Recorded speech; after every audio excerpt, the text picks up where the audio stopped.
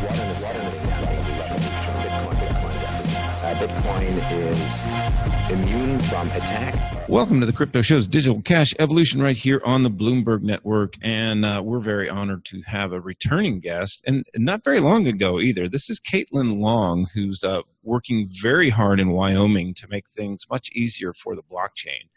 And, I was listening to you earlier, and I wasn't really aware of your background in finance and whatever. I guess you were on Wall Street, and we'll get into a little bit of that. But I do want to find out a little bit about Jackson Hole, what's going on there, and then maybe comment on some of the stuff that I heard you talking about on stage as well. And as always, joined with me online is my co-host, Chuck Williams, who is my technical advisor. He's the gears behind this machine. He's the smart guy. I'm just the scheduler. And thanks, Danny. Take it away, man.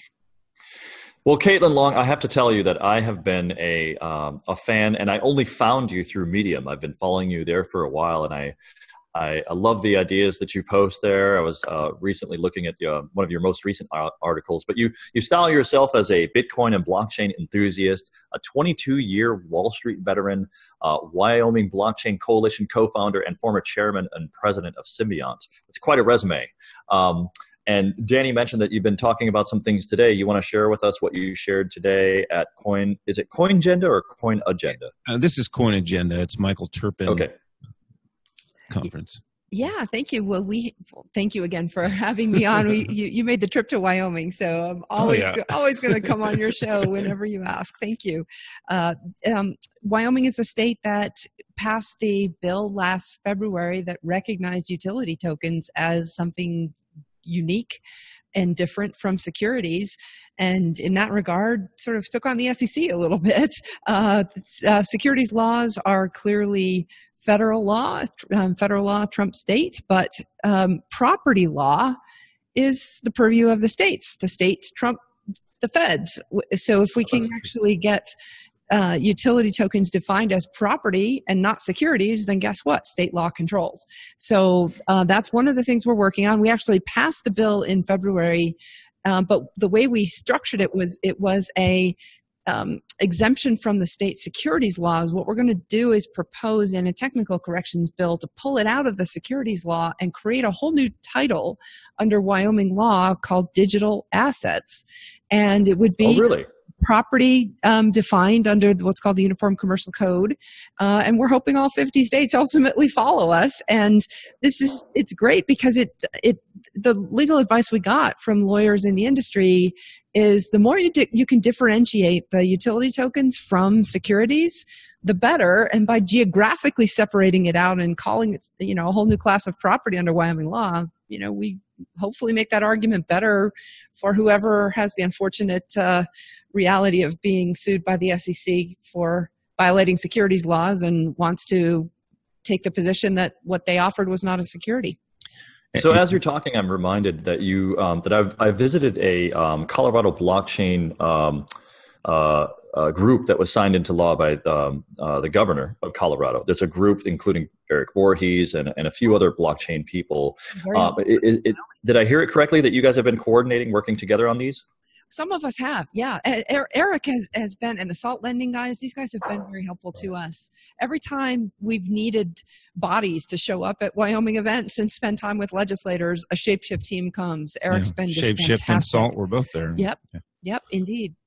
Yeah. Okay. Yeah. So I am connecting my dots appropriately in this case. Then that there's now, and I know it is great to see. So that's really exciting. I didn't know that it went to that detail that in Wyoming now, if I'm hearing you correctly, there is a legal definition for a new class of assets called digital assets. Is that what we're saying here? Well, the utility token is already Wyoming law. It's not yet a separate class of property. That's going to be done in the technical corrections bill. We don't think that's going to be controversial, but it hasn't formally passed the law yet. It has to go through the legislative session, which starts in January.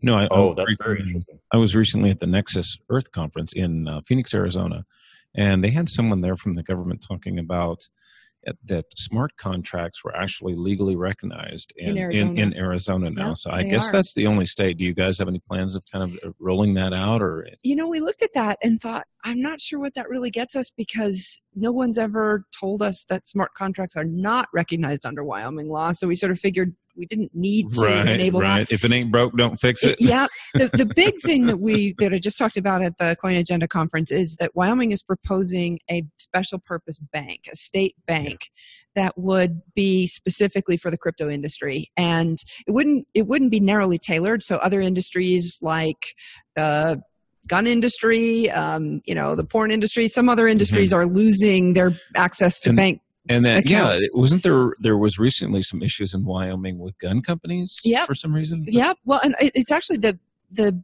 banking industry pulled out of banking the energy industry because of environmental reasons. And so Wyoming I love my native state. It is, it's in a lot of the non-politically correct industry, shall we say. I love Tyler Lindholm's phrase. He says, in Wyoming, we do coal, cattle, and crypto. And I would add guns to that too. But those are not necessarily at the top of everybody's politically correct industries. And the banks have been pulling out. And I've known, I grew up in Wyoming as a gun owner. I've known that my local dealers have had trouble getting and keeping access to bank accounts. The big banks have all stopped banking that industry in the last couple of years. So it's the same problem the crypto industry faces. These are legitimate businesses that are lawfully complying with all of the federal and state regulations, and yet the banks don't want to bank them for whatever reason. There are multiple other states that are trying to go after this. As Chuck mentioned, Colorado, we have Arizona, you've got Delaware, and Nevada. Here we are in Nevada, and they're very crypto friendly here. Yeah. You were pointing out some advantages that you had tax-wise in Wyoming that would probably be very beneficial to a company. Well, there's no income tax either for individuals or corporations. Woohoo! There is no information for the State Department of Revenue to collect because they just don't collect income taxes in Wyoming. They also have there's no property tax on crypto assets. That's one of the bills that was passed last year as well, and it's that's exciting. Right. It's as tax-friendly a place as you're going to get in the United States for the crypto industry. And something that was really interesting. I went to explain a lot. I went to the Wyoming hackathon that Caitlyn actually helped put together, and it was held at Wyoming University of Wyoming, so UW, and they've got some blockchain technology going on at the school, so they're trying to integrate this at the education level as well. That was one of the great building blocks in Wyoming, that blockchain just fit the state like a glove. They were already teaching blockchain classes for more than a year. And so I think we're probably going to do a lot more with training blockchain engineers coming out of Wyoming. Who ended up winning that hackathon, and what was the project? There were 27 winners because there were 27 challenges. Okay. But the best for Wyoming, I believe, if I'm remembering right, because there were so many, best for Wyoming, I believe, was rawhide, which is tagging cattle to prove the provenance of Wyoming beef. There were a couple of others who also proposed to integrate with Wyoming's Secretary of State to register LLCs on a blockchain. Oh, yeah, I love that idea. I worked on that idea at my previous company, Symbiont, as well. And somebody's going to break through. And the benefit of being able to register your business entity at your state of incorporation directly on a blockchain is that the entire life cycle of the company can therefore be traced on a blockchain. And you never have to worry whether your shares were validly authorized. Chuck is actually at a conference in LA that was doing that with marijuana on the blockchain with cattle. But there's a lot more cows than weed in Wyoming, so that makes sense for sure. I don't know about that. I suspect so. Weed there's hasn't a lot been more decriminalized. There's a lot more legal cows than legal Wyoming. weed. Yeah, that's true. That's true. Yeah, no, Wyoming's a laggard on that one. It's on most of these other issues. Wyoming's been a leader. Where you guys are working together, kind of with Colorado, are you guys maybe thinking about marijuana as well? Because I know I talked to Senator James Byrd, and he said that it wasn't in his wheelhouse. He wasn't very interested in that. And he said that a lot of the state was really not interested in that. Yeah, one of the problems is Wyoming's got a pretty bad meth issue. And so there are a lot of legislators that are pretty afraid of the drug what issue. marijuana would do. Yeah. I know my view of it, but I'm not a legislator. Yeah, so right. Like, here, give them this. They'll be too stoned to find meth. Yeah. But unfortunately, it is a place that has had a lot of problems with the opioid addiction and meth. That's pretty rampant in rural areas. It is, and absolutely, you hit the nail on the head. It's not a philosophical thing, because generally speaking, Wyoming's a pretty libertarian place, but it's more of the practical reality. Yeah. So nice. I think it'll come. I think it'll come federally though too, probably before it comes in Wyoming. That part. Yeah, that is encouraging. I mean, if you're able to make progress in any of those areas, I do know that that is very damaging. I am curious, Caitlyn, in your experience, how will this cryptocurrency movement help these kinds of banking situations? Do you think bankings are going to be onboarded onto crypto, or do you think crypto is going to subsume the industry, or what's your thinking on how this is going to manifest? Well, ultimately, I do think that the whole banking industry will go crypto, but it's going to be a long ways away. And in the meantime, the crypto startups, legitimate software companies, need to be able to get access to and keep access to bank accounts. So that's what we're trying to solve. We're not trying to recreate the wheel. It's just literally create a bank account that the startups can know they won't lose as long as they comply with anti-money laundering and know your customer rules. So it's not going to exempt the industry from any of those headaches. But what it's going to be is a bank whose job, it's almost an industry utility. It will be, if this bill passes, and again, it has to pass, and then it has to be implemented, it's going to take probably at least a year from now before a bank could possibly open its doors. But it will be essentially an industry utility. And a lot of the big players in the crypto industry want to solve this problem. So I think, the folks that ultimately start one of these banks, there have been a couple groups that have indicated interest in doing it. They'll be pretty well supported by the industry, the crypto industry. Well, that's exciting. We are coming to break. Do you want to go one more segment? Sure. Or do you got time, Chuck, or no? Yeah, we can do it. Let's do it one more. Okay. All right. Welcome back to the Crypto Show's Digital Cash Evolution, and we are, as I said before, honored to have Caitlyn Long here, one of the heroes for cryptocurrency and in getting it legalized, or just making things easier for people to bear all these burdens. Chuck, let's get back into it. Yeah, so I was asking earlier before the break about how crypto is going to help these banking situations, and it's very encouraging to see that you are indeed building helping Wyoming to realize that cryptocurrency can be a utility. I've often styled Dash as a utility for money, and from a personal perspective, I'm about to move to Hawaii, and one of the things that I want to accomplish in Hawaii is to make it a little bit more crypto-friendly state. What would you recommend to somebody like me who wants to engage with government and businesses to move in that direction?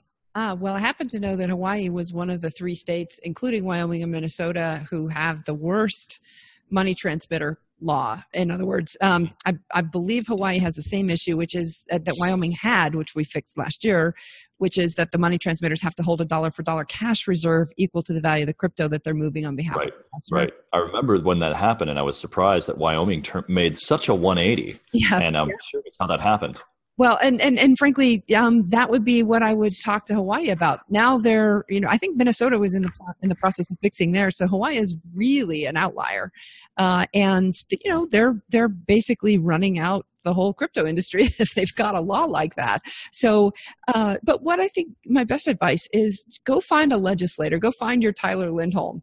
Tyler Lindholm's the guy who was in the big cowboy hat in the pictures. Oh, yes. I've heard about him. He's gaining, I guess, infamy, both fame and infamy. Well, it's funny because somebody donated a Bitcoin to him, I think, in 2014.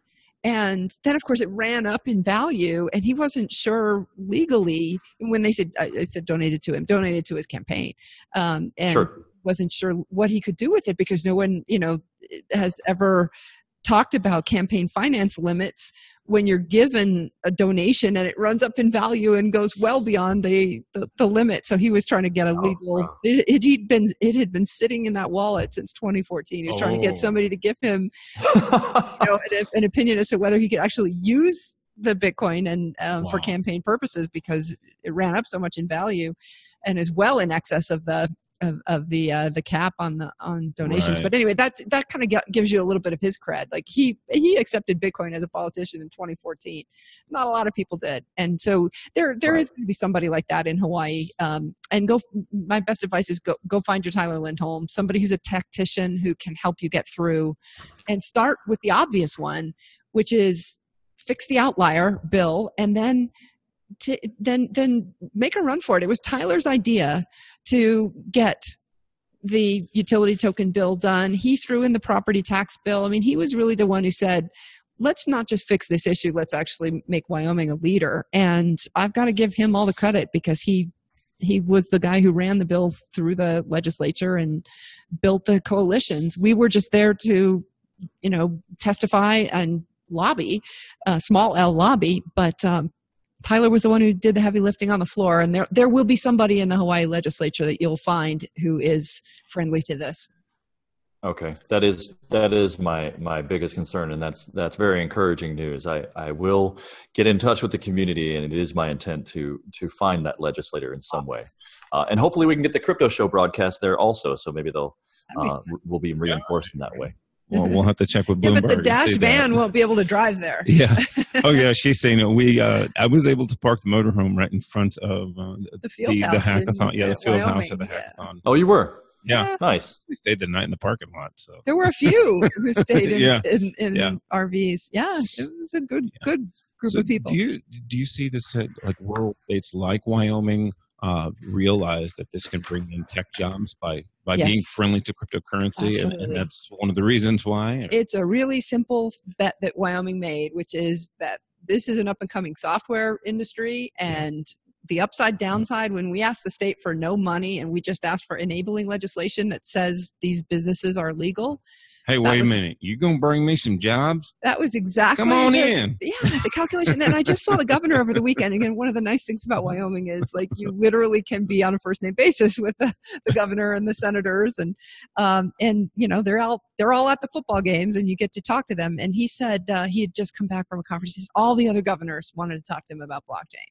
It's a place where absolutely they can create a lead and build a tech industry there. It's only about an hour and a half drive from the Denver airport to get to Cheyenne, and that whole front range of Colorado, if you've been to Denver, it's basically straight city from almost the Wyoming border, which is only about 15 miles from the city of Cheyenne. So bring oxygen.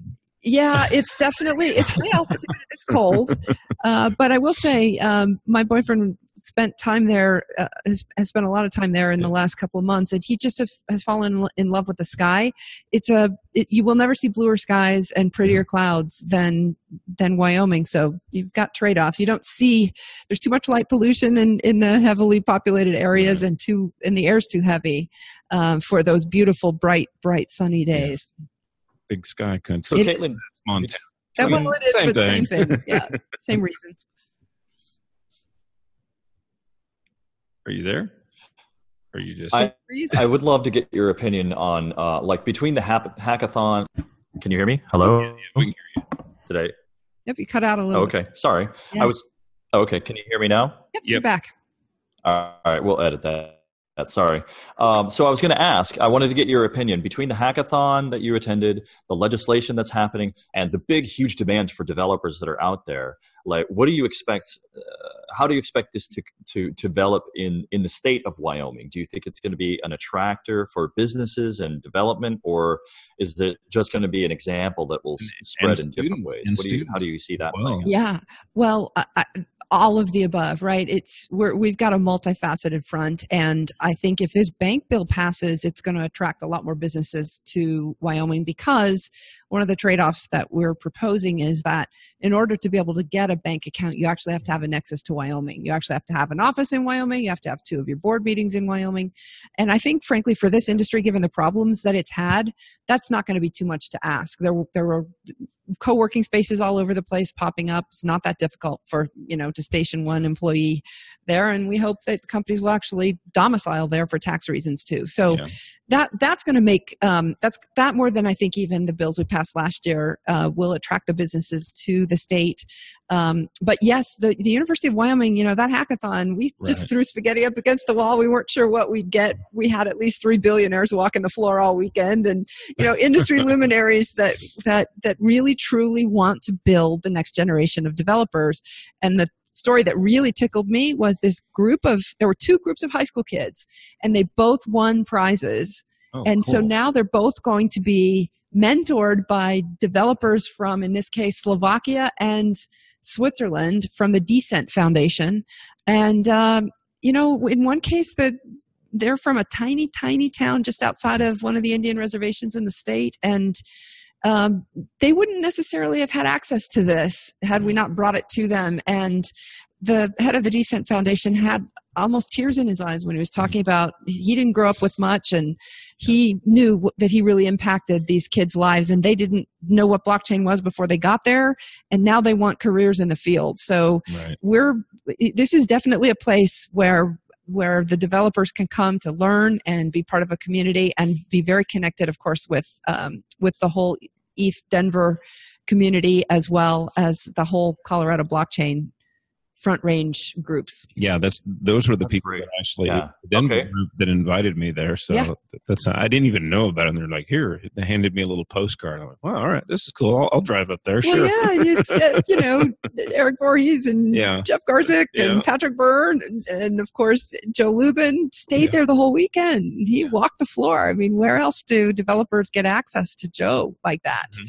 It was and you guys came. It was a unique event, very special, and it was the industry's thank you to Wyoming for doing what it did legislatively. Yeah, we're not done. I think I'm really glad that the community was able to rally like that, especially in a state that had, in my opinion, previously gained the ire of the crypto community with the same law that happened, and to do that 180. So this bank bill that's coming up, how will that affect coins like Dash and Bitcoin?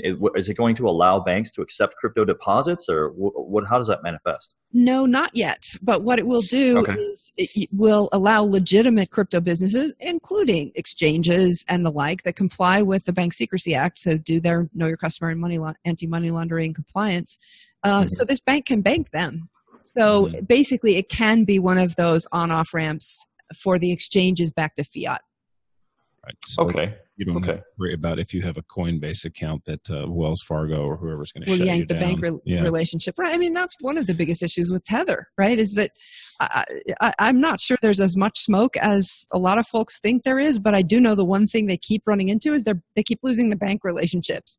And so it kind of doesn't matter whether they actually have the cash if they can't keep the bank relationships. And I don't mean to single them out. I think this is an issue for everybody in this industry. I know some operators that same thing. Every other week they're trying to got to find a new bank. Got to get a new bank account. Yep. I don't think you need to feel bad about singling them out. I think they're doing it to themselves in that way. Well, I mean, they are right. Yeah. Right. Yeah.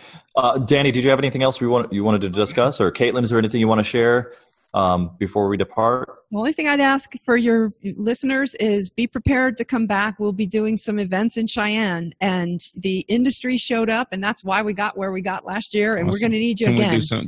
When you went to Jackson Hole, did you go by the shooting place I told you to pay in crypto? I didn't, because you know what? They had us running from the very beginning until the very end, and we didn't finish. Jackson Hole shooting experience. Yeah. They accept crypto. Yeah, no, there's a vibrant group in Jackson Hole. And in fact, a company called Active Ether announced at WYO Hackathon that they're moving from New York City to Jackson Hole. That place they're awesome. Oh, wow. Those guys are great. Yeah, it's an augmented reality that's really, really cool. Well, and they also have Fogcoin, which is selling excess compute power. And I got a question at the Wyoming Cybersecurity Symposium from one of the hospitals asking, how do we prevent our system from being hijacked by Bitcoin miners who are using excess capacity? And my response was, I'm not sure you can, but you ought to actually think about monetizing your excess compute capacity yourself. And there's a Wyoming company that's actually doing this. Right. That's probably the right thing for an enterprise, CIO to think about. Yeah. I think that's what Storage's model is. There are a couple of them out there. Yep. But Active Ether is one, and they made the move. I didn't know Active Ether did that. I thought they were just the augmented reality. I knew that was really cool. I tried that out. They awesome. they have the Oculus Rift, I think. Yeah, the yeah. hackathon.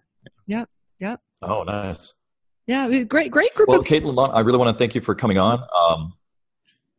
I follow you on Medium. How else can people get in touch with you if you want to learn more about what you're doing and get in touch with you? I'm pretty active on Twitter and LinkedIn and Caitlyn-long.com. Plus, of course, I write for Forbes.com as well. Awesome. Thanks, guys. Well, thank you, Caitlyn. Back on, and we'll have another conversation after we get through the legislative session and see what progress we made. See, now we'll have a good reason to go back to Wyoming. Sounds perfect. Yeah, except it's going to be the winter time. Bring your coat. That's okay. It's cold in Wyoming. Excellent. It's cold everywhere. Yeah. Thanks, guys. It was very good to meet you. Likewise. Appreciate it. Thank you.